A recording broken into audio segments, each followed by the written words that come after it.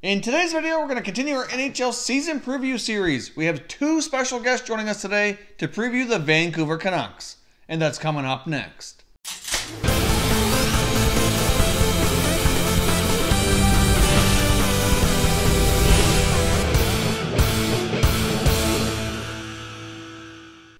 Hey everyone, and welcome back to another video here at Top Shelf Hockey. If you're new to the channel, thanks for stopping by. We review and discuss all 31 NHL teams. So if you're a huge hockey fan, consider subscribing and clicking the bell so you don't miss anything. So as I mentioned as well, I have two special guests joining me here today. I've got Gio from Legorocks99 in Gaming, as well as Clay Imoo, and they're both going to be completing segments here in today's video. So let's get started with the 17-18 season recap. So as we know, last year was a very tough season for the Vancouver Canucks. They finished low in the standings, but thankfully they did get a pretty good draft pick at the 2018 NHL draft. They did land superstar defenseman Quinn Hughes, who should be a big help to this team here in the future. They did finish the season with a 31-40-11 record, giving them 73 points, finishing in 7th place in the Pacific Division. So overall, it was a very tough season for the Canucks. The Vancouver Canucks only managed to score 218 goals last year, which was the 26th best in the NHL. Now, they were also 26th in goals against, giving up 264 goals against. So obviously, team defense as well as goaltending is not the strongest on this team, and certainly a work in progress and something they're working to get better here each and every year. Now let's take a look here at how the Canucks did on special teams. Now surprisingly is how much they struggled at 5-on-5. Their special teams actually weren't as bad. They actually had some pretty decent results. Let's take a look at the power play first. The Vancouver Canucks actually managed a 21.4% success rate on the power play, which is actually, like I said, pretty impressive considering how they struggled to score goals 5-on-5. That was a very solid power play.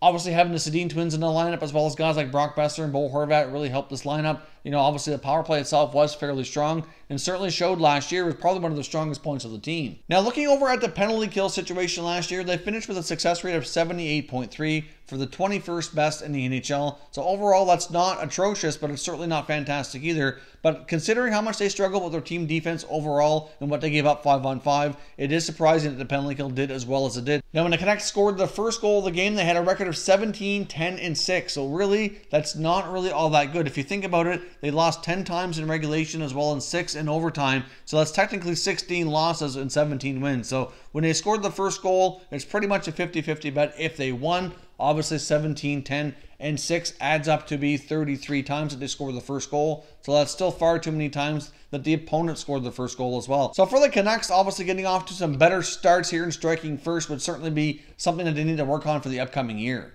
When leading after one period of play, the Canucks did have an impressive record of 14-0-2. The only thing about that that's not good is that's only 16 times out of 82 that they come out of the first period with a lead. Obviously, they weren't losing every time. Some of those were ties as well. But still, only having a lead 16 out of 82 games after the first period is certainly not a good way to start most of your nights.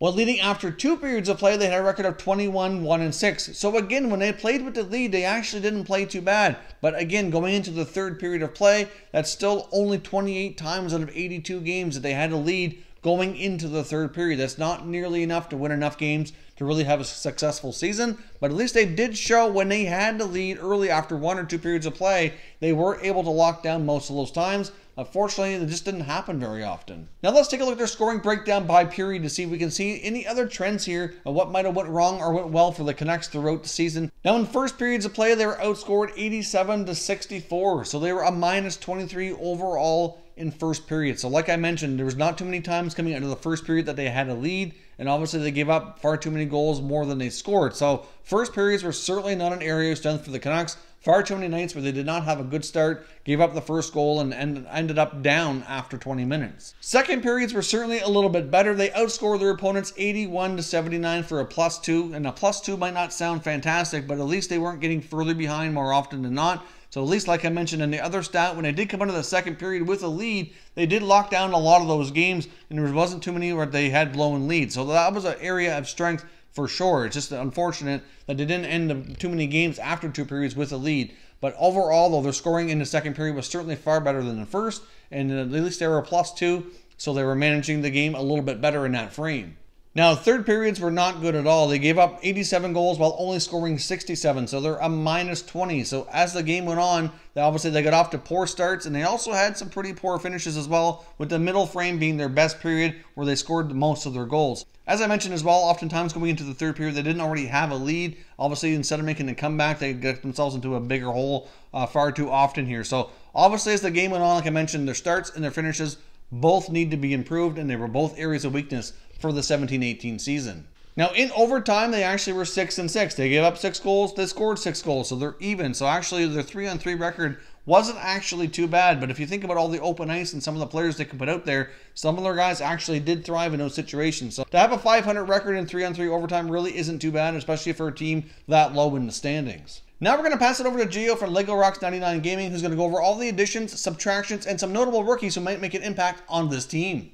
Alright, so we're going to be starting things off here with subtractions, and obviously the big one right out of the gate is the Sedin twins. The Sedins combined for 100 points last season, and obviously as the heart and soul of the franchise, that's going to be tough to replace, both on the ice in terms of production, as well as in their leadership role amongst the team. Going into next season, the Sedins act as the biggest loss of the Vancouver Canucks, probably the biggest loss that they've had in a really long time if I'm going to be honest here. In addition to big losses, we also have a name who kind of got passed under the rug a little bit because he was traded at the trade deadline, and that is Thomas Vanek.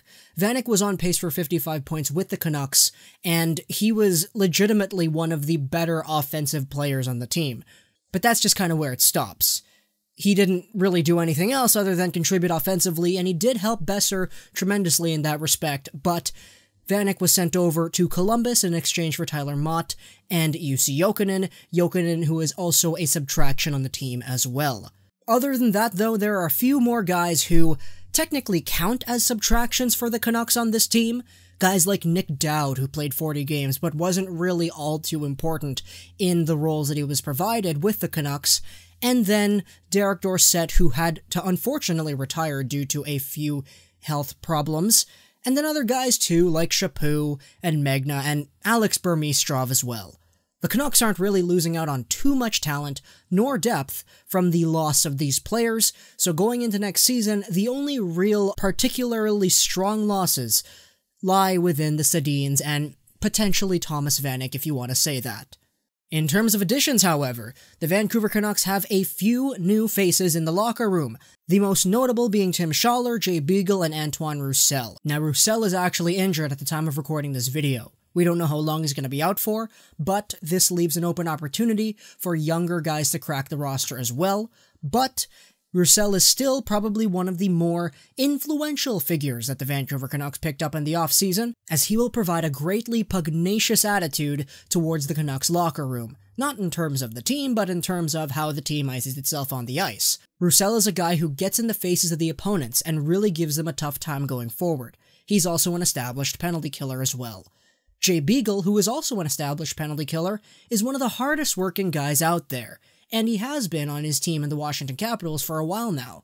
Coming into the Vancouver Canucks, Jay Beagle is expected to take on a good leadership role and mentorship role as well amongst the younger guys, and also putting in the work every single day to influence off to the youth as to how to maintain yourself within the professional environment.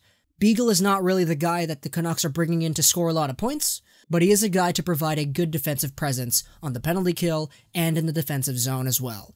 Tim Schaller, on the other hand, is also a guy who isn't really necessarily expected to get these offensive numbers. Playing with the Boston Bruins last year, Tim Schaller grabbed himself 22 points and is coming over to the Vancouver Canucks to provide a really good, solid bottom six depth presence. He isn't going to be a guy to get a lot of goals, but he works really hard, is hard on the puck, and makes his opponents have a rough time whenever he's out there on the ice. There seems to be a little bit of a trend with all three of the Vancouver Canucks acquisitions in terms of free agency. These guys will all make the Canucks harder to play against, but will not really provide a super strong offensive presence. If you want to talk about that, there are a few other players that we have on a team that will provide that presence, like, let's say, Elias Pettersson. Coming into the Vancouver Canucks as the hottest rookie in hockey, arguably, he's got all the eyes on him in the world right now, as he comes in with the expectation to be at least at the same level as Brock Besser was in his rookie season. The young Swede is talented in the offensive zone, defensively, and he's got so much potential going into next season. There are a few other notable names to mention of guys who could make the team. Juolevi could get a few games here and there, Dahlin could get a few games, Goldobin might actually become a full-timer. Who knows? But the Vancouver Canucks' newest acquisitions, aside from the 3 free agents, will most likely rely in the youth. These guys will most likely get a few spans of games throughout the season when we have injuries or when we're just in need of better players. But when it comes to definitive locks, aside from the 3 free agents, the most likely one is probably Elias Pettersson.